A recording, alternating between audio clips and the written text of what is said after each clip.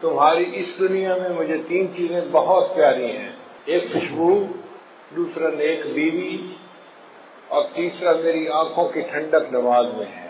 تو نماز کو آنکھوں کی ٹھنڈک فرمایا۔ ایک حدیث پاک میں نبی صاحب نے فرمایا کہ الصلاۃ معراج المومن، نماز تو مومن کی معراج ہے۔ نبی علیہ السلام کو اللہ تعالیٰ نے جسمانی معراج عطا فرمائی تھی، مومن کو نماز پڑھنے سے روحانی معراج حاصل ہو جاتی ہے۔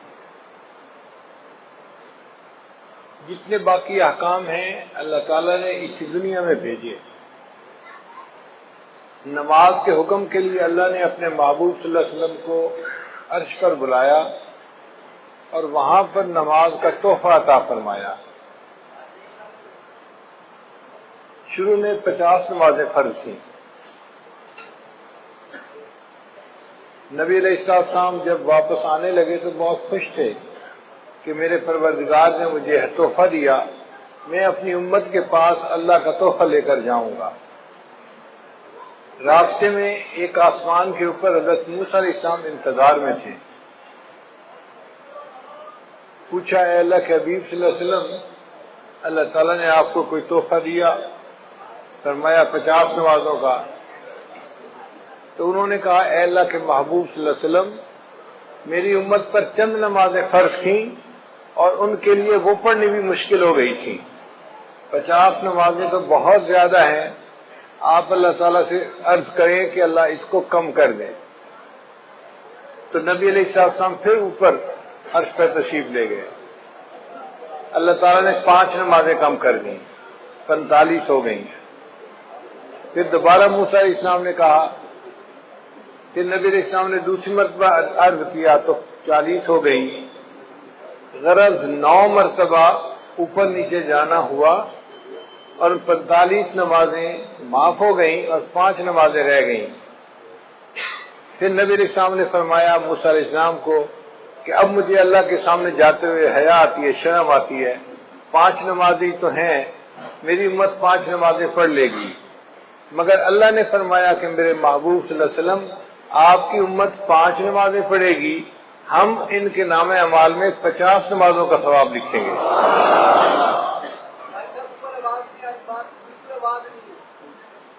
من جاء بالحسنۃ فلہ عشر امثالھا، اللہ تعالیٰ نے 10 گنا اجر دینے کا وعدہ فرمایا۔ اب یہاں پر 2-3 نکتے ہیں، وہ ذرا غور سے سنیے کہ نبی علیہ السلام نے مسجد اقصی میں سب انبیاء کی امامت فرمائی، تو حضرت موسیٰ علیہ السلام کیوں راستے میں بیٹھے تھے؟ حضرت ابراہیم علیہ السلام کیوں نہ بیٹھے؟ حضرت آدم علیہ السلام کیوں نہ بیٹھے؟ کوئی اور نبی علیہ السلام کیوں نہ بیٹھے؟ حضرت موسیٰ علیہ السلام راستے میں بیٹھے انتظار کیوں کر رہے تھے؟ علماء نے جواب دیا کہ حضرت موسیٰ علیہ السلام کلیم اللہ تھے، وہ کوہ طور پہ جاتے تھے، اللہ تعالیٰ سے ہم کلامی کرتے تھے۔ ہم کلامی کرنے سے ان کے دل میں چاہت ہوئی کہ اے اللہ، میں آپ کا دیدار کرنا چاہتا ہوں، رب ارنی انظر الیک۔ اب انہوں نے جب اللہ سے فریاد کی تو اللہ نے فرمایا، میرے پیارے موسیٰ علیہ السلام، دنیا میں تم زیارت نہیں کر سکتے، انک لن ترانی، نہیں دیکھ سکتے۔ بلکہ اللہ تعالیٰ نے کوہ طور پر تجلی ڈالی تو موسیٰ علیہ السلام بے ہوش ہو کر گر گئے، اور وہ تجلی بھی 70,000 پردوں میں سے تھی۔ تو موسیٰ علیہ السلام نے سوچا کہ میں تو اللہ تعالیٰ کا دیدار نہیں کر سکا، اب اللہ تعالیٰ نے معراج پر اپنے محبوب صلی اللہ علیہ وسلم کو بلایا ہے تو محبوب اللہ کا دیدار کر کے آئیں گے، میں راستے میں بیٹھتا ہوں تاکہ میں سب سے پہلے ان کا دیدار کروں جو اللہ کا دیدار کر کے آ رہے ہیں۔ دوسرا نقطہ کہ اللہ تعالیٰ چاہتے تو 50 تو پہلی دفعہ ہی 45 کر دیتے، چلو 5 رہ گئیں، 45 معاف۔ یہ 5 کر کے 9 دفعہ چکر لگانا، یہ کیا مسئلہ ہوا؟ علماء نے جواب دیا کہ اللہ تعالیٰ اگر چاہتے تو ایسا کر سکتے تھے، مگر اللہ تعالیٰ نے 5 نمازوں کو معاف اس لیے کیا کہ کل کو کہنے والے اعتراض نہ کریں کہ اللہ کے حبیب صلی اللہ علیہ وسلم کو معراج حاصل ہوا تھا، بس 1 دفعہ چلے گئے تھے۔ اللہ نے فرمایا نہیں، 1 دفعہ وہ عرش پر نہیں آئے، میرے محبوب جتنی مرتبہ چاہیں گے اتنی مرتبہ عرش کے اوپر آئیں گے۔ تو 9 مرتبہ نبی علیہ السلام عرش پر گئے اور اللہ نے 45 نمازوں کو معاف کر دیا اور باقی 5 نمازیں رہ گئیں۔ اب ایک تیسرا نقطہ بڑا مزے کا ہے کہ حضرت موسیٰ علیہ السلام نے کہا کہ اللہ کبیر صلی اللہ علیہ وسلم 50 نمازیں بہت زیادہ ہیں، آپ کم ہونے کی درخواست کریں۔ تو کیا حضرت موسیٰ علیہ السلام نبی علیہ السلام سے زیادہ ذہین تھے؟ خود نبی علیہ السلام کو خیال نہ آیا کہ کم کروا لینی چاہیے؟ تو علماء نے اس کا جواب دیا ہے، وجہ یہ تھی کہ نبی علیہ السلام اللہ کی تجلی سے حاصل کر چکے تھے، اللہ کا دیدار کر چکے تھے۔ اس دیدار کرنے کی وجہ سے نبی علیہ السلام پر اللہ کے عشق کے ایک غلبے کی کیفیت تھی۔ اس حال میں اللہ اگر 500 نمازوں کا حکم بھی فرما دیتے تو نبی علیہ السلام اس کو بھی قبول فرما لیتے۔ جب محبوب کا جلوہ ہوتا ہے پھر بندے کو پتہ نہیں چلتا، اور اس کی دلیل یہ ہے کہ یوسف علیہ السلام کا جلوہ ہوا تھا اور مصر کی عورتوں نے اپنے ہاتھوں کی انگلیاں کاٹ لی تھی، ان کو پتہ ہی نہیں چلا تھا کیا کاٹ رہی ہیں۔ تو اگر عورتیں اپنے ہاتھوں کی انگلیاں کاٹ سکتی تھیں تو نبی علیہ السلام کو جب اللہ کا دیدار نصیب ہوا تو محبوب کا ذہن اس طرف گیا ہی نہیں کہ یہ زیادہ ہیں۔ محبوب نے فرمایا میرے رب نے جو فرمایا ہے میری امت اس کو پورا کرے گی، مگر موسیٰ علیہ السلام نے تو تجلی نہیں پائی تھی، تو اس لیے انہوں نے بات کو سمجھا کہ کم ہونی چاہیے۔ تو اللہ تعالیٰ نے ایک طریقے سے 50 کا حکم تو دیا مگر اس کو 5 کر دیا اور حکم فرمایا میرے محبوب آپ کی امت 5 نمازیں پڑھے گی، میں ان کے نام اعمال میں 50 نمازوں کا ثواب لکھوا دوں گا۔ اس نماز کا حکم ہر کسی کو ہے، ساری مخلوق کو ہے۔ اللہ کی شان دیکھیے، درخت جو ہیں وہ قیام کی حالت میں ہیں، جو چوپائے ہیں وہ رکوع کی حالت میں ہیں، جو کیڑے مکوڑے ہیں وہ سجدے کی حالت میں ہیں، اور جو پہاڑ ہیں وہ قعدے کی حالت میں، اتحیات کی حالت میں ہیں۔ کل قد علم صلاتہ و تسبیحہ، اللہ فرماتے ہیں ہر کسی کو اپنی نماز کا پتہ ہے کہ کیسے ادا کرنی ہے، مگر ساری مخلوق ایک ایک رکن ادا کر رہی ہے۔ انسان کو اللہ نے یہ شان عطا فرمائی، وہ تمام ارکان کا مجموعہ پوری نماز ادا کرتا ہے۔ حدیث پاک میں آتا ہے عرش پہ فرشتے ہیں وہ بھی نماز ادا کرتے ہیں، جو قیام میں ہے وہ ساری زندگی قیام میں رہے گا، رکوع نہیں کر سکے گا، جو رکوع میں ہے ساری زندگی رکوع میں رہے گا، سجدے میں نہیں جائے گا، جو سجدے میں ہے ساری زندگی سجدے میں رہے گا، اتحیات میں نہیں جائے گا، جو اتحیات میں ہے ساری زندگی اتحیات میں۔ تو فرشتے ایک ایک رکن پر عمل کرتے ہیں، اور اللہ نے انسان کو یہ شان عطا فرمائی، ان تمام ارکان کا مجموعہ پوری نماز تکبیر اولیٰ سے لے کے سلام پھیرنے تک انسان کو عطا فرما دی۔ اور اس نماز کا حکم بچے کو بچپن سے دے دیا جاتا ہے۔ آپ حیران ہوں گے کہ جی بچپن سے کیسے دے دیا جاتا ہے؟ بھئی دیکھیں جب بچہ پیدا ہوتا ہے تو ایک کان میں اذان اور دوسرے میں اقامت۔ تو اذان میں کیا کہتے ہیں؟ حی علی الصلاۃ، حی علی الفلاح۔ تو نماز کے لیے بلایا نا بچے کو، تو اذان دینے کے کئی فوائد ہیں۔ ایک تو اللہ کا نام اس کے دماغ میں پہنچایا، بچے کے دماغ میں، دوسرا اس کو نماز کا حکم بھی فرمایا، اور تیسرا اس کو یہ بھی بتا دیا کہ اے بچے تیری زندگی کی اذان بھی ہو چکی، اقامت بھی ہو چکی، اب جب نماز پڑھنے میں تھوڑا سا وقت باقی ہوتا ہے اتنا تیری زندگی ہے، اس زندگی کو تو گزارے گا تو تیری نماز جنازہ کھڑی ہو جائے گی۔ اور حکم نماز اس کا بھی جو ہے نا وہ صراحت ہے۔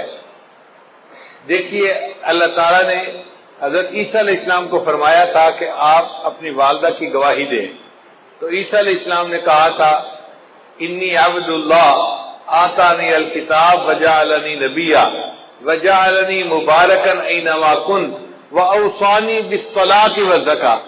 تو دیکھو بچہ ہے کہہ رہا ہے کہ اللہ نے مجھے حکم دیا نماز کا، تو بچپن میں ہی گویا نماز کا حکم مل جاتا ہے بچے کو۔ پڑھنی تو ہوتی ہے جب وہ بالغ ہوگا، فرض اس وقت ہوگی، حکم پہلے سے دے دیا جاتا ہے اس کی اہمیت کی وجہ سے۔ یہ نماز اتنی اہم ہے۔ یہ ایسے ہی ہے، بچہ چھوٹا ہوتا ہے ماں باپ بچپن میں کہہ دیتے ہیں بیٹا ہم نے تجھے حافظ بنانا ہے، ہم نے تجھے عالم بنانا ہے، تجھے انجینئر بنانا ہے، ڈاکٹر بنانا ہے، ہم نے تجھے پائلٹ بنانا ہے۔ اب وہ چھوٹا سا بچہ ہے لیکن پائلٹ بننے کے لیے اس کو اسی وقت سے کہنا شروع کر دیتے ہیں، اہمیت کی وجہ سے۔ اسی طرح نماز کے لیے بچپن میں کہہ دیا گیا، اگرچہ نماز فرض تو ہونی تھی جب اس نے جوان ہونا تھا۔ صلاۃ عربی کا لفظ ہے اور اس کے جو حروف اصلی ہیں وہ 3 ہیں، صاد، لام اور الف، صلاۃ۔ اور جس لفظ کے یہ حروف ہوں اس کے 3 معنی ہوتے ہیں، ایک ہوتا ہے دعا کرنا، دوسرا ہوتا ہے تعظیم کرنا اور تیسرا ہوتا ہے ٹیڑھے پن کو ٹھیک کرنا۔ تو نماز میں یہ تینوں صفات پائی جاتی ہیں۔ نماز میں تعظیم الہی بھی ہے۔ آپ دیکھیں تعظیم کے 4 طریقے ہوتے ہیں، کسی کو دیکھ کے ادب سے کھڑا ہو جائے، کسی کو دیکھ کے اس کے سامنے جھک جائے، کسی کو دیکھ کے اس کے پاؤں کے اوپر جو ہے وہ جا پڑے، یا کسی کو دیکھے تو اٹھ کے بیٹھ جائے۔ تو 4 طریقے تھے، اللہ نے نماز میں چاروں طریقے مکمل کر دیے۔ تو نماز میں تعظیم بدرجہ اتم موجود ہے۔ دوسرا ہوتا ہے کہ دعا کرنا، نماز میں دعا موجود ہے، ہم پڑھتے ہیں رب اجعلنی مقیم الصلاۃ ومن ذریتی، یہ دعا ہے جو ہم نماز میں مانگ رہے ہوتے ہیں۔ اور تیسرا معنی ہے ٹیڑھے پن کو ٹھیک کرنا، تو جیسے آگ کے ذریعے سے بانس اگر ٹیڑھا ہو تو اس کو سیدھا کر لیا جاتا ہے، اسی طرح نماز بھی اپنے نور کی گرمی سے انسان کے ٹیڑھے اخلاق کو ٹھیک کر دیتی ہے، انسان کو نیک بنا دیتی ہے۔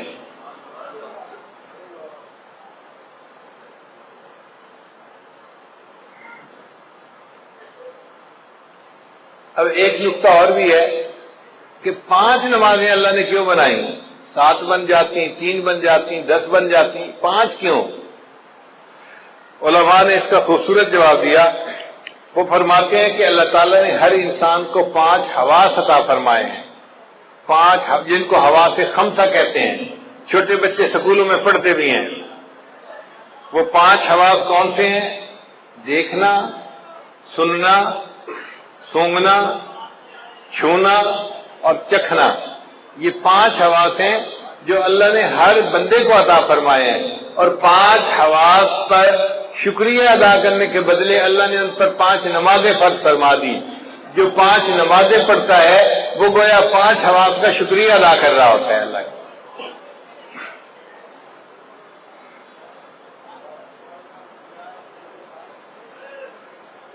بعض علماء نے کہا کہ 5 نعمتیں بنیادی ہیں، کھانا، پینا، کپڑا، مکان، بیوی۔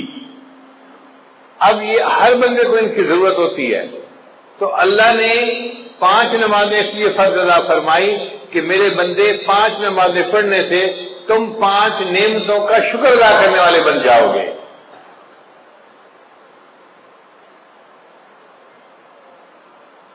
بعض علماء نے لکھا کہ 5 مصیبتیں ہیں جن میں سے ہر بندے نے گزرنا ہے۔ ایک ہے موت، دوسری ہے قبر، تیسرا ہے حشر، چوتھا ہے پل صراط اور 5واں ہے میزان۔ یہ 5 ایسی مصیبتیں ہیں کہ جن میں سے ہر بندے کو گزرنا ہی ہے، چاہے نیک ہو یا بد ہو۔ اللہ نے 5 نمازیں فرض فرمائی، جو میرا بندہ 5 نمازیں پڑھے گا میں ان کو ان 5 مصیبتوں میں سے آسانی کے ساتھ گزار دوں گا۔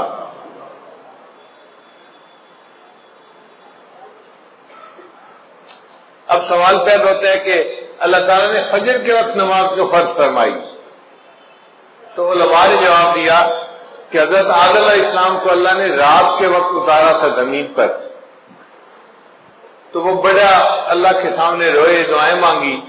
جب صبح کی روشنی ہوئی تو انہوں نے شکرانے کی نماز پڑھی، تو حضرت آدم علیہ السلام کے شکرانے کی نماز کی وجہ سے اللہ نے امت کو فجر کی نماز عطا فرمائی کہ تم بھی اپنے جو ہے والد اکبر کی طرح سے اپنے جو ہے اعمال کا شکریہ ادا کرنے والے بن جاؤ گے۔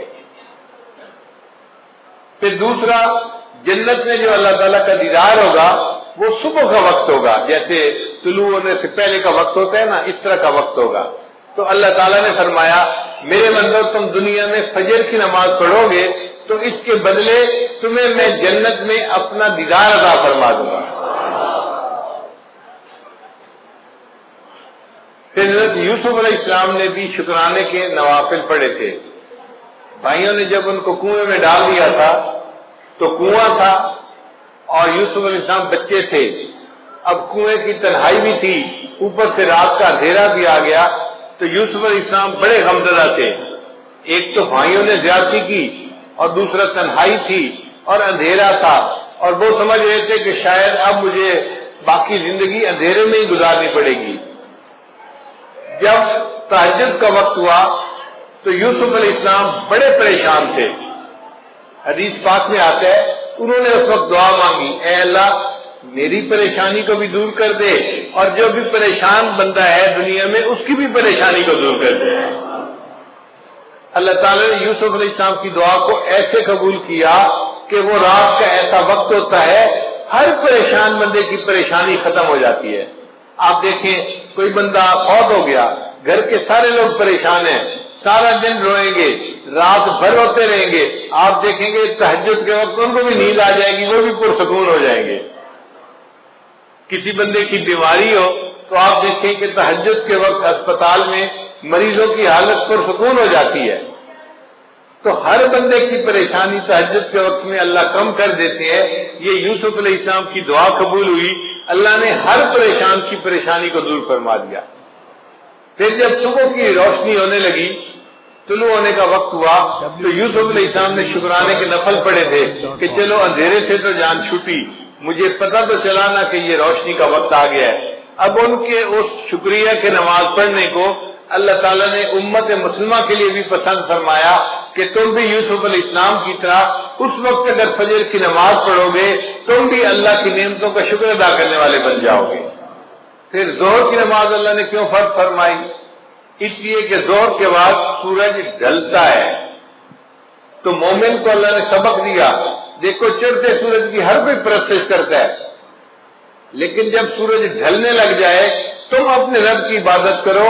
ہم چڑھنے اور اترنے والوں کی پرورش نہیں کرتے، ہم اپنے رب کی پرورش کرتے ہیں۔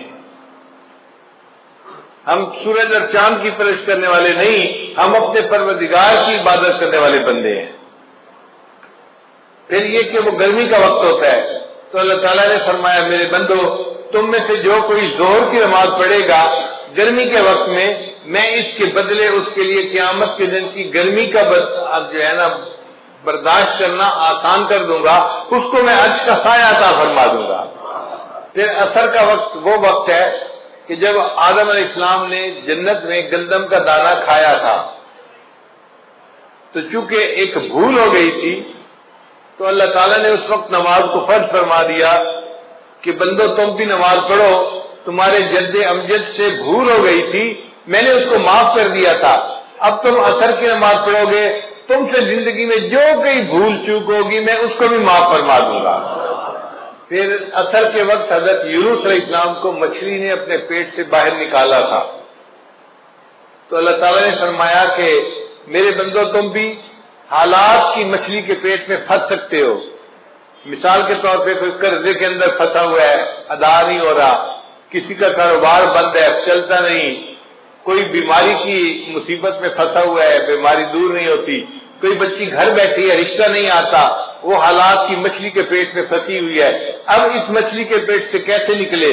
عصر کی نماز پڑھو گے اللہ تعالیٰ تمہیں ان مصیبتوں کی مچھلی کے پیٹ سے نکال دیں گے، مسئلوں کو حل کر دیں گے۔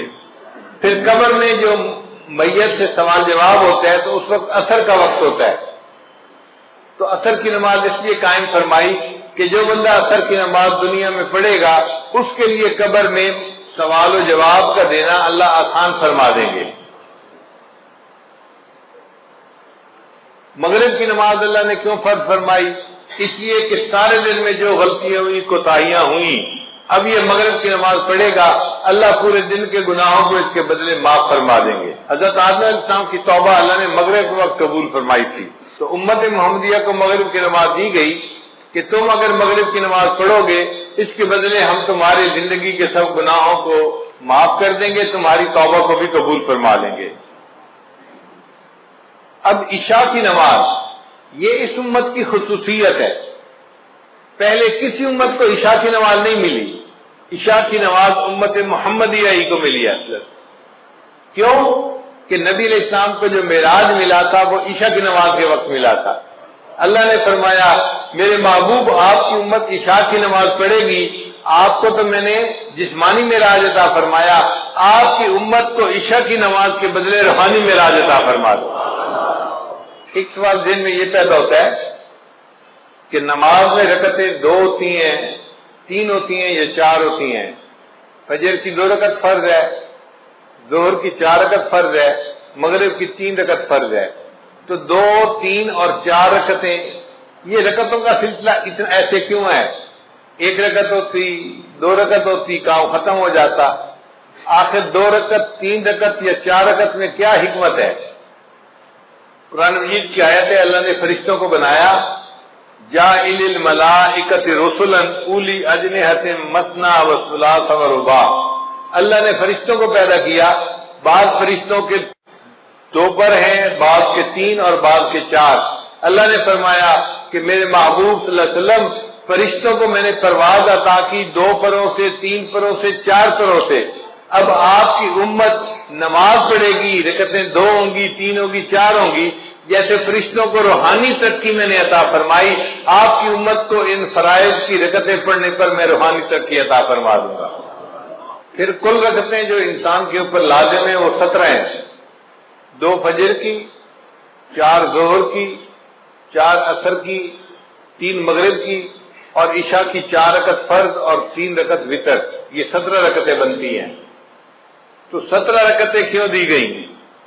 علماء نے جواب دیا کہ نبی علیہ السلام نے معراج میں 17 چیزوں کی سیر کی تھی، 8 جنتوں کی، 7 آسمانوں کی، تو 7 اور 8 15 بن گئے، اور 1 عرش اور 1 کرسی، 17 ہو گئے۔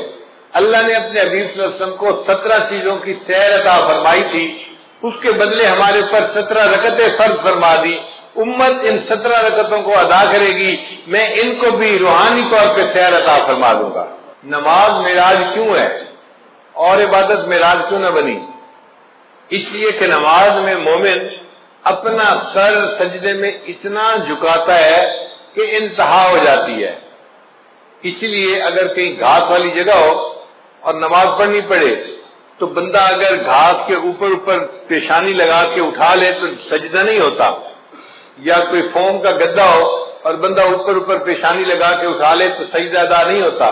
سجدے کے لیے ضروری ہے کہ اتنا سر جھکائے کہ نیچے سے زمین کی سختی محسوس ہونے لگ جائے۔ جب سختی نیچے سے محسوس ہوگی، اب سر نیچے جا ہی نہیں سکتا، تب سجدہ مکمل ہوگا۔ اللہ نے فرمایا میرے بندے تو نے سجدہ کرنے میں اپنے سر کو جھکانے کی انتہا کر دی، اس حالت میں میرے بندے میں نے تجھے اٹھانے کی انتہا کر دی، میں نے تجھے معراج عطا فرما دیا۔ اس لیے سجدے کی حالت میں مومن معراج کی حالت میں ہوتا ہے۔ اب ایک اہم سوال کہ نماز میں سورہ فاتحہ پڑھنی کیوں ضروری ہے؟ نبی اسلام نے ارشاد فرمایا ان الصلاۃ تنہا، نبی اسلام نے فرمایا لا صلاۃ الا بفاتحۃ الکتاب، کہ سورہ فاتحہ پڑھے بغیر نماز نہیں ہوتی۔ علماء نے لکھا ہے کہ فاتحہ پڑھنی ضروری ہے، اگر کسی بندے نے نماز میں فاتحہ پڑھ لی تو باقی کچھ بھی نہیں پڑھا، اس کی نماز ہو جائے گی۔ فاتحہ نہیں پڑھی تو نماز نہیں ہوتی، نماز فاتحہ پڑھنی ضروری۔ اتنی اہمیت کیوں ہے؟ اس کی وجہ ہے وہ ذرا سمجھ لیجئے کہ اللہ تعالیٰ نے جتنی آسمانی کتابوں میں اپنے معارف کو اتارا، اس سب معارف کو اللہ نے قرآن مجید میں اتار دیا۔ پھر قرآن مجید میں اللہ نے جو کچھ نازل فرمایا اس کو اللہ نے سورہ بقرہ میں نازل کر دیا، پھر اللہ نے سورہ بقرہ میں جو کچھ نازل فرمایا اس کو سورہ فاتحہ میں نازل فرما دیا۔ اس لیے سورہ فاتحہ کو فاتحہ کہتے ہیں، یہ اوپننگ چیپٹر ہے قرآن مجید کا، اس کو باب القرآن کہتے ہیں، یہ قرآن پاک کا دروازہ ہے، یعنی پورے قرآن میں جو مضامین تھے وہ سارے کے سارے سورہ بقرہ میں آ گئے، سورہ فاتحہ میں آ گئے۔ ذرا اس پر غور کر لیجئے کہ سورہ فاتحہ میں کیسے آ گئے۔ سورہ فاتحہ میں الحمدللہ یہ 2 الفاظ ہیں جو اللہ کی تعریف کرتے ہیں۔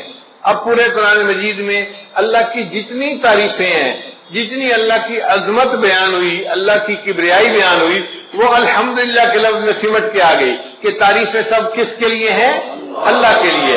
اور سچی بات یہ ہے کہ تعریفیں سجتی اللہ ہی کو ہیں، حتیٰ کہ اگر کوئی بندہ دوسرے بندے کی تعریف کرے تو وہ بھی اللہ کی تعریف کر رہا ہے، خاوند بیوی کی تعریف کرے تو وہ بھی اللہ کی تعریف کر رہا ہے۔ کیوں؟ بیوی کو کس نے بنایا؟ اللہ نے بنایا۔ بیوی خاوند کے اچھے اخلاق کی تعریف کرتی ہے تو وہ اللہ کی تعریف کر رہی ہے۔ خاوند کو اچھے اخلاق کس نے دیے؟ اللہ نے دیے۔ ماں باپ اولاد کی تعریف کریں تو اللہ کی تعریف، کیوں؟ اولاد کس نے دی؟ اللہ نے دی۔ ہم دنیا کی کسی چیز کی تعریف کریں، وہ تعریف حقیقت میں اس کے پیدا کرنے والے کی تعریف ہے، تو تعریف کا مالک حقدار حقیقت میں فقط اللہ ہی ہے۔ الحمدللہ ان الفاظ میں بندہ اقرار کرتا ہے، اے اللہ تعریف اگر کسی کی ہو سکتی ہے تو وہ آپ ہی کی ذات ہے، آپ ہی کو تعریف سجتی ہے، تعریفوں کی انتہا ساری کی ساری آپ کے لیے ہے۔ اس لیے قیامت کے دن نبی السلام کے ہاتھوں میں جو جھنڈا ہوگا اس کا نام ہوگا لواء الحمد، حمد کا جھنڈا، اور نبی علیہ السلام کا نام اللہ نے رکھا احمد۔ احمد کا معنی وہ بندہ جس نے اللہ کی سب سے زیادہ دنیا میں تعریفیں کی ہوں، اور واقعی جتنی نبی علیہ السلام نے اللہ کی تعریفیں کی ہیں دنیا میں کسی اور نے اللہ کی اتنی تعریفیں نہیں کی۔ اور اس امت کا نام قیامت کے دن ہوگا حمادون، اللہ کی سب سے زیادہ تعریفیں کرنے والے۔ اور نبی علیہ السلام کو جنت میں جو گھر ملے گا، محل ملے گا، اس کا نام ہوگا بیت الحمد۔ تو اللہ تعالیٰ کے لیے سب حمد ہے، اس لیے فرشتے بھی کہیں گے وقیل الحمد للہ رب العالمین۔ تو سب تعریفیں کس کے لیے ہیں؟ تو الحمدللہ کے الفاظ نے اللہ تعالیٰ کی تمام تعریفوں کو اپنے اندر سمیٹ لیا۔ پھر آگے فرمایا رب العالمین، جو جہانوں کا رب ہے۔ رب کہتے ہیں آقا کو، مولا کو، پرورش دینے والے کو۔ جیسے ماں باپ بچے کی پرورش کرتے ہیں تو ماں باپ بیٹے کے رب ہوتے ہیں، مربی ہوتے ہیں۔ مالی پودے کی پرورش کرتا ہے، اس کو چھوٹے سے لے کے درخت تک جو ہے وہ لے جاتا ہے تو وہ اس کا مربی ہوتا ہے۔ اسی لیے یہ رب کی صفت پرورش دینے والے کی صفت ہے۔ اللہ تعالیٰ ساری کائنات کا رب ہے، وہ ساری کائنات کو پالتا ہے۔ پالنے کی صفت کس میں ہے؟ اللہ رب العزت کے اندر۔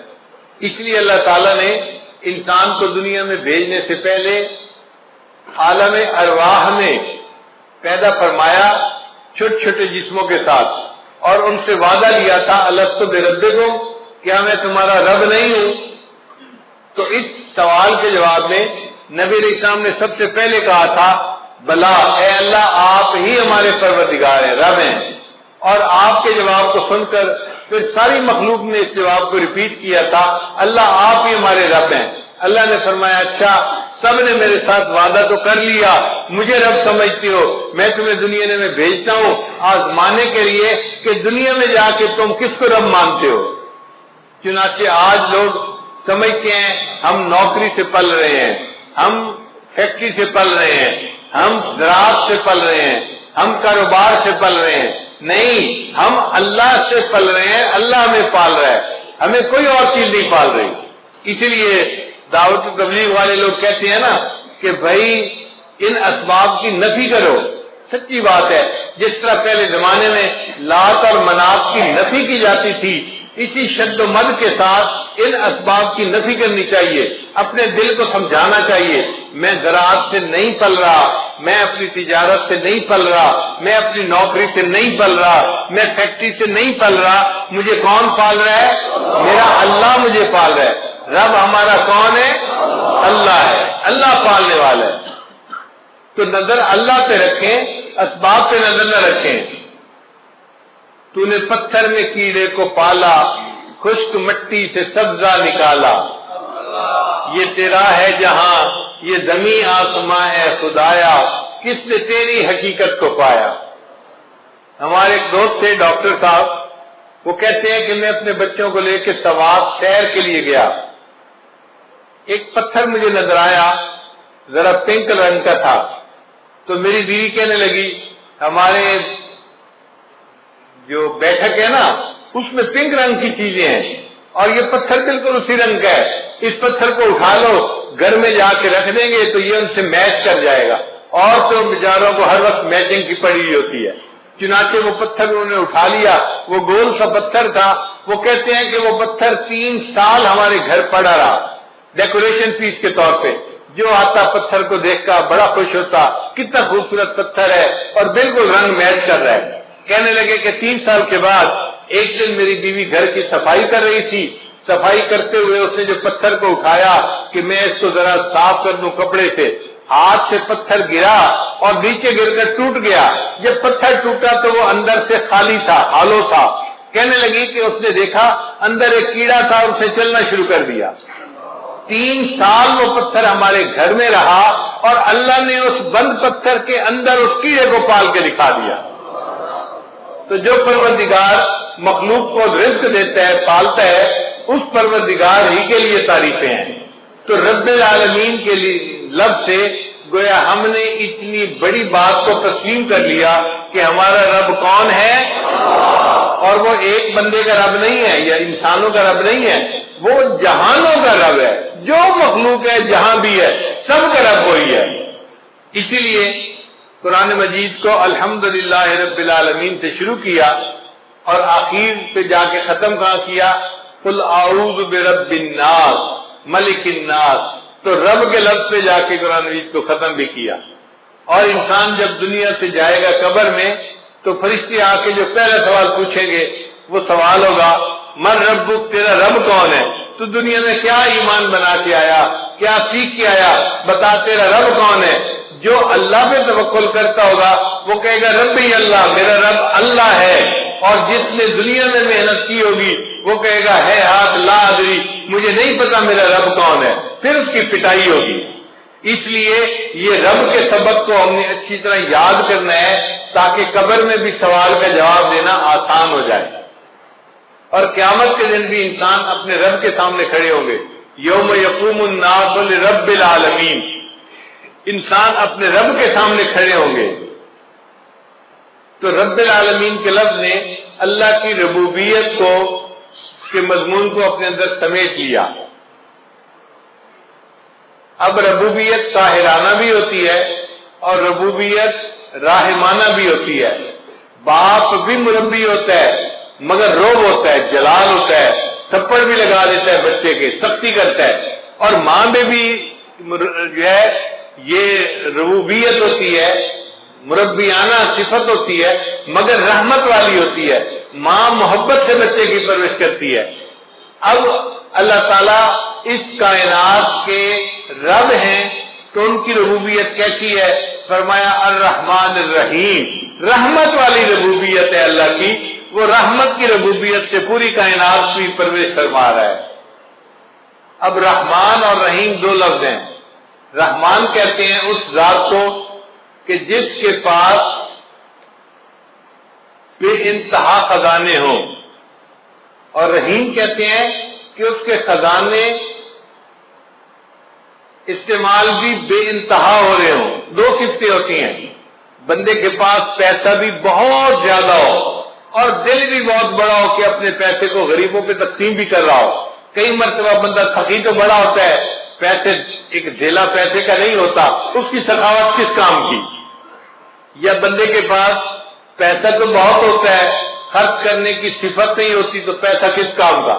مزہ تو تب ہے کہ پیسہ ہو بھی بہت زیادہ اور خرچ کرنے کی عادت بھی خوب ہوتی۔ اللہ تعالیٰ میں یہ دونوں صفتیں موجود ہیں۔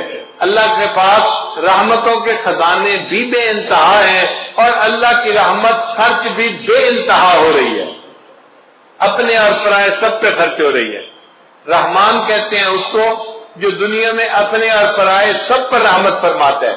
دیکھیں دنیا میں کافروں کو جو رزق ملتا ہے کون دیتا ہے؟ کافروں کو اولاد کون دیتا ہے؟ صحت کون دیتا ہے؟ رزق کھانے کو کون دیتا ہے؟ اللہ دیتا ہے۔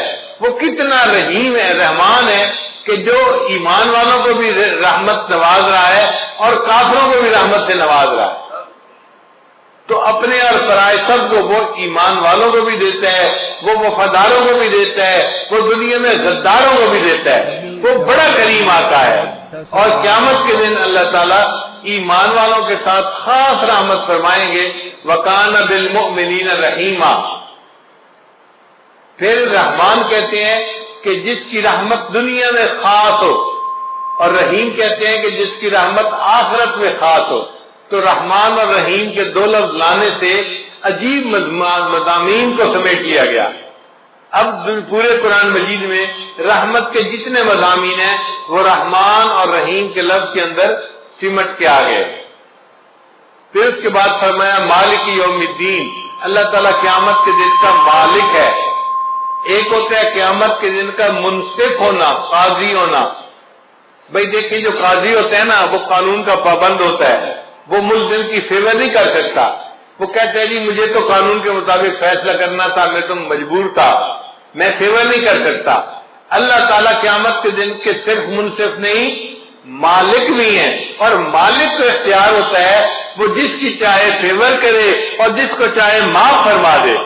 تو اللہ نے فرمایا میں قیامت کے دن کا مالک ہوں، میں جس کو چاہوں گا قیامت کے دن اس کو معاف فرما دوں گا، اس کی بخشش فرما دوں گا. تو مضمون جتنا قیامت کا پورے قرآن مجید میں آیا اس کو مالک یوم الدین کے الفاظ میں اپنے اندر سمیٹ لیا. پھر اس کے بعد فرمایا ایاک نعبد، اے اللہ ہم آپ ہی کی عبادت کرتے ہیں. عبادت کے لائق فقط اللہ ہی کی ذات ہے. عبادت کس کی کرنی چاہیے؟ اب مشرک کیا کرتے ہیں؟ وہ کہتے ہیں ہم اللہ کی بھی عبادت کرتے ہیں. بھئی یہ بھی کا نقطہ نہیں چاہیے، ہم اللہ ہی کی عبادت کرتے ہیں. اب کوئی بندہ کہے جی نقطے سے کیا بنتا ہے؟ بھئی نقطے سے بہت فرق پڑتا ہے. آپ بتاؤ اگر کوئی بیوی کسی خاوند کو کہے میں آپ کی بھی بیوی ہوں تو اس کو نقطہ قبول ہوگا؟ خاوند کہے گا نہیں تم کہو میں آپ ہی کی بیوی ہوں. بھئی اگر خاوند یہ نقطہ برداشت نہیں کرتا تو رب تو اللہ تعالیٰ تو بڑی عظمت والا ہے، وہ بھی شرک کا نقطہ برداشت نہیں کرتا. وہ بھی کہتا ہے عبادت کرنی ہے تو کس کی کرنی ہے؟ فقط اللہ ہی کی کرنی ہے. ایاک نعبد، آپ ہی کی اللہ عبادت کرتے ہیں اور آپ ہی سے مدد مانگتے ہیں. ہمارے حاجت روا بھی آپ ہیں، مشکل کشا بھی آپ ہیں. اللہ ہمارے جو ہیں وہ کام کو سر انجام دینے والے آپ ہی ہیں. اللہ ہی کی طرف توجہ رکھنی ہے. تو مدد ہم کس سے مانگا کریں؟ اللہ سے مانگا کریں. مخلوق سے مدد مانگنے کی کوئی ضرورت نہیں. مخلوق مدد نہ مانگے، اللہ سے مدد مانگے جو حقیقت میں انسان کی ہر حال میں مدد کر سکتا ہے. مخلوق تو کبھی مدد کے لیے آ جائے گی اور کبھی کہے گی بھائی میں چاہتا ہوں کہ میں آپ کو قرض دے دوں، میرے حالات ساتھ نہیں دے رہے، میرا کاروبار ساتھ نہیں دے رہا، میری مجبوری ہے، میرے گھر والے ساتھ نہیں دے رہے. تو مخلوق تو مجبور ہوتی ہے، دوسرے کی مدد نہیں کر سکتی. ایسے مجبوروں سے مدد کیا مانگنا؟ مدد اس سے مانگو جس کو کوئی مجبوری نہیں، وہ جب چاہے جہاں چاہے جس کی چاہے ہر حال میں مدد کر سکتا ہے. اس کے بعد فرمایا اہدنا الصراط المستقیم، اللہ ہمیں سیدھے راستے کی رہنمائی فرما دیجیے. چنانچہ سب سے اہم چیز جو انسان کو مانگنی چاہیے وہ ہدایت ہے. اللہ سے یہ دعا مانگے اے اللہ مجھے سیدھے راستے کی رہنمائی فرما دیجیے. چنانچہ قرآن مجید میں ہدایت کے جتنے مضامین تھے وہ اہدنا الصراط المستقیم کے اندر سمٹ کے آ گئے.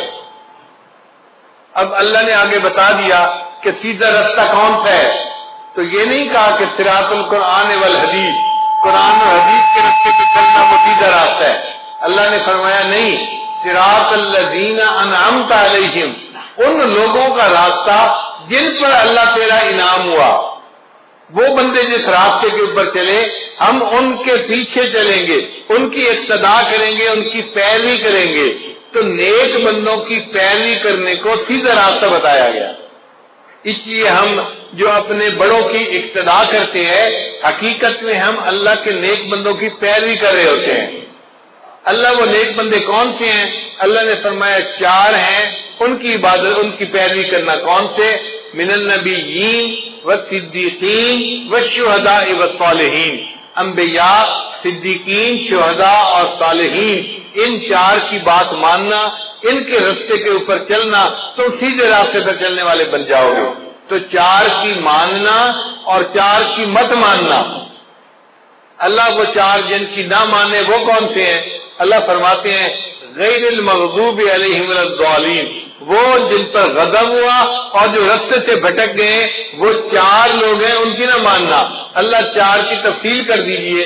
اللہ فرماتے ہیں وہ ہیں یہود اور نصارہ اور مشرکین اور ملحدین، یہ چار لوگ ہیں، ان کے راستے پہ بالکل نہیں جانا تم نے۔ تو چار کی ماننی ہے، چار کی نہیں ماننی۔ جن کی ماننی ہے وہ انعام یافتہ لوگ ہیں، انبیاء، صدیقین، شہداء اور صالحین، اور جن کی نہیں ماننی وہ ہیں یہود، نصارہ، مشرکین اور ملحدین۔ اللہ تعالی ہمیں ان چار مغضوب علیہم لوگوں کے راستے پر قدم اٹھانے سے محفوظ فرمائے اور ہمیشہ اپنے انعام یافتہ بندوں کے راستے پہ چلنے کی اللہ ہمیں توفیق عطا فرمائے۔ اس لیے کیونکہ پورے قرآن مجید کے مضامین کا خلاصہ سورہ بقرہ میں آ گیا، اللہ تعالیٰ نے سورہ بقرہ کا نماز میں پڑھنا لازم کر دیا، فرمایا لا صلاۃ الا بفاتحۃ الکتاب۔ اس لیے سورہ فاتحہ کا پڑھنا ضروری ہے۔ ہم جب نماز پڑھیں تو سورہ فاتحہ کے ایک ایک لفظ کے مضمون پر غور کریں اور سوچیں کہ اللہ نے کیا حکم دیا اور ہمیں اس کے مطابق اپنی زندگی کو بنانے کی ضرورت ہے۔ اب ایک اور نقطہ، آخر اللہ تعالیٰ کو نماز اتنی پسند کیوں ہے کہ نبی علیہ السلام نے فرمایا مومن اور کافر کے درمیان فرق کرنے والی چیز نماز ہے، اور جو بندہ نماز پڑھے گا اللہ تعالیٰ اس کے سارے دن کے کاموں کا ذمہ دار بنے گا، اللہ اس کے کاموں میں اس کی مدد کرے گا اور اس کی اللہ تعالیٰ ہر حال میں جو ہے وہ پشت پناہی فرمائیں گے۔ تو نماز آخر اتنی پسند کیوں ہے؟ اللہ کیوں خوش ہوتے ہیں؟ علماء نے اس کا جواب دیا کہ جب مومن نماز پڑھتا ہے تو اس سے شکل جو ہوتی ہے نا وہ احمد کے لفظ کی بنتی ہے۔ قیام میں ہماری حالت الف کی مانند ہوتی ہے، رکوع میں ہماری حالت ہا کی مانند ہوتی ہے، اور سجدے میں ہماری حالت میم کی مانند ہوتی ہے، اور اتحیات میں ہماری حالت دال کی مانند ہوتی ہے۔ اب سب ارکان کو جمع کرو تو کون سا لفظ بنا؟ احمد کا لفظ بنا، اور احمد اللہ کے محبوب کا نام ہے۔ اللہ فرماتے ہیں میرے بندے تو نماز میری پڑھ رہا ہے لیکن تیرا جسم میرے محبوب کے نام کی شکل بنا رہا ہے، تو مجھے میرے محبوب کی یاد دلا رہا ہے، اس حال میں مجھے تیرے اوپر بھی پیار آ رہا ہے، تجھ سے بھی مجھے محبت ہو گئی۔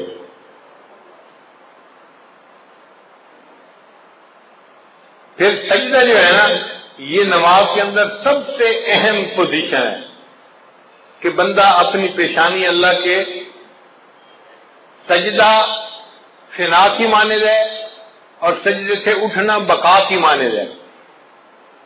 اس لیے سجدے کی بڑی اہمیت ہے۔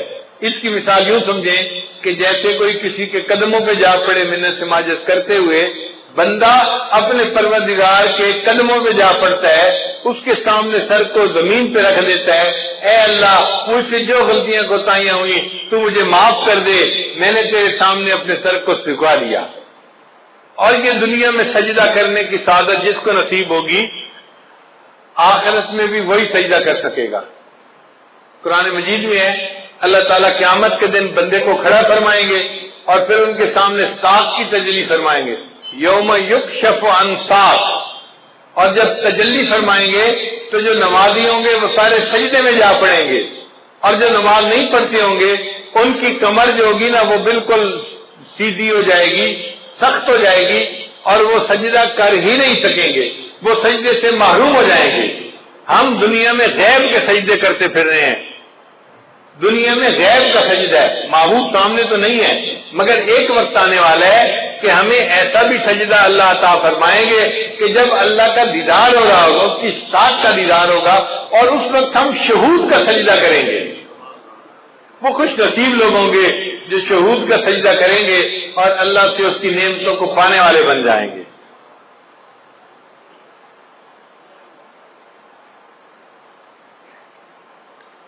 اس لیے قرآن مجید میں ہے کہ جو لوگ جہنم میں جائیں گے ان سے فرشتے پوچھیں گے اور تمہیں جہنم سے بچانے والا کوئی نہیں تھا، تم کیا کرتے تھے جو جہنم میں آ گئے؟ تو وہ کہیں گے لم نکو من المصلین، ہم نمازی نہیں تھے، ہم بے نمازی تھے، اس لیے ہمیں جہنم میں بھیجا گیا۔ تو جہنم میں جانے کی جو بڑی وجہ ہوگی وہ بے نمازی ہونا ہے۔ اس لیے ہمیں نماز کی پابندی کرنی چاہیے اور نماز کو بہت اہتمام کے ساتھ پڑھنا چاہیے۔ عورتیں نماز میں سستی کرتی ہیں، گھر کے کاموں کی وجہ سے نمازیں قضا کر بیٹھتی ہیں، یہ بہت بڑی کوتاہی ہے، اس سے بچنے کی ضرورت ہے۔ اور ایک نقطہ یاد کر لیجئے کہ اگر نماز پڑھنا اور یا کوئی کام کرنا دو آپشن سامنے آئیں تو ہمیشہ نماز پہلے پڑھیں، کام کو پیچھے چھوڑیں۔ لوگوں کی عادت ہوتی ہے اور جی یہ کام کر لیتے ہیں پھر نماز پڑھ لیں گے، نہ یہ بڑی غلطی ہے۔ پہلے نماز پڑھیں پھر کام کریں۔ عورتیں یہی تو کہتی ہیں میں مہمانوں کو چائے دے دوں پھر نماز پڑھ لیتی ہوں، اور مہمانوں کو چائے دیتے دیتے نماز قضا ہو جاتی ہے۔ میں یہ کام کر لوں پھر نماز پڑھ لوں گی، اور اس کام کے کرتے کرتے نماز قضا ہو جاتی ہے۔ تو عورتیں یہ بات توجہ سے سنیں، جب نماز اور کسی کام کے درمیان چوائس آئے تو کس کو چوز کرنا چاہیے؟ نماز کو چوز کرنا چاہیے، نماز کو مقدم کرنا چاہیے۔ ہم نماز کو چوز کریں گے، اللہ اس کے بدلے دنیا کے کاموں میں ہماری مدد فرما دیں گے۔ ہم ایک مرتبہ پشاور سے واپس اسلام آباد کی طرف آ رہے تھے، راستے میں عصر کا وقت ہو گیا، اول وقت تھا۔ میں نے دوستوں کو کہا کہ بھئی نماز کے لیے روکو، پہلے نماز پڑھیں گے پھر آگے سفر کریں گے۔ مسجد چھوٹی سی تھی، 10-12 بندے نماز پڑھ سکتے تھے، اور 5-7 تو ہم ہی تھے۔ ہم نے نماز پڑھنی شروع کی، اتنے میں ایک اور گاڑی والے آ کے رکے۔ 4-5 بندے تھے، سب داڑھی والے، ایسے لگتا تھا جیسے جماعت میں جانے والے بندے ہوں۔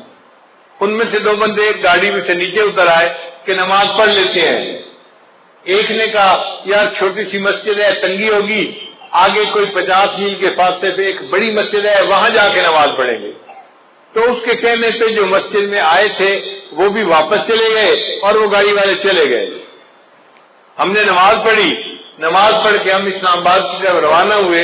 ہم 5 کلومیٹر آگے آئے تو ہمیں پتہ چلا کہ وہ جو کار میں چند لوگ بیٹھے ہوئے تھے ان کی گاڑی کا ایکسیڈنٹ ہوا تھا، کار بالکل تباہ ہو گئی تھی، اور کھڑے وہاں لوگوں نے بتایا کہ اس میں سے 2 بندے فوت ہو گئے تھے۔ اب بتائیں کہ ان لوگوں نے وقت کی نماز ادا نہیں کی تھی۔ اگر چھوٹی مسجد میں نماز پڑھ لیتے اور پھر موت آتی تو وقت کی نماز ادا کر کے موت آتی، اب ان کو نماز پڑھے بغیر موت آ گئی۔ اس لیے جب نماز کا وقت آئے پہلے نماز پڑھیں پھر باقی جو بھی کام ہے وہ کریں، اور اگر اس طرح کریں گے تو اللہ مدد کریں گے۔ ایک عرب کا واقعہ سن لیں، میں اپنی بات کو مکمل کرتا ہوں کہ وہ دیہاتی آدمی تھا اور اس کا نہری پانی کا معاملہ تھا اور زمین میں پانی دینے کا مسئلہ تھا۔ تو بیوی نے کہا دیکھیں فصل خشک کھڑی ہے، آپ پہلے پانی دے دیں اور پھر آپ اگر نماز کا وقت بچے تو جائیں، ورنہ اگر جمعہ کا ادا بھی ہو گیا تو کیا فرق پڑتا ہے۔ اس نے کہا ہرگز نہیں، میں جا کے جمعہ پڑھوں گا اور پھر بعد میں آ کے دیکھوں گا پانی کا وقت بچتا ہے یا نہیں بچتا۔ دونوں وقت ایک جیسے تھے، ادھر جمعے کا وقت تھا، ادھر پانی کا وقت تھا۔ خیر بیوی چپ ہو گئی۔ اب جب وہ جمعے کے لیے نکلنے لگا نا تو پتہ چلا کہ ان کا جو اونٹ تھا وہ کہیں بھاگ گیا تھا۔ تو بیوی نے پھر شور مچایا، دیکھیں ہمارے پاس اونٹ اتنا قیمتی ہے، سواری کے کام آتا ہے، اور ہم دوسرا اونٹ تو خرید نہیں سکتے، اونٹ کہیں کھل کے چلا گیا ہے، ابھی تو قریب ہوگا، آپ اونٹ کو ڈھونڈ لیں مل جائے گا، جمعہ بعد میں پڑھ لینا، زور پڑھ لینا اور اونٹ کو تلاش کر لینا۔ اس نے کہا کہ نہیں، میں پہلے جمعہ پڑھوں گا بعد میں آ کے اونٹ کو تلاش کروں گا۔ وہ بندہ خیر جمعہ پڑھنے چلا گیا۔ اللہ کی شان دیکھیں، جب جمعہ پڑھ کے گھر واپس آیا کیا دیکھتا ہے کہ اونٹ دروازے کے اوپر بندھا ہوا ہے۔ اس نے بیوی سے پوچھا یہ اونٹ کیسے آیا؟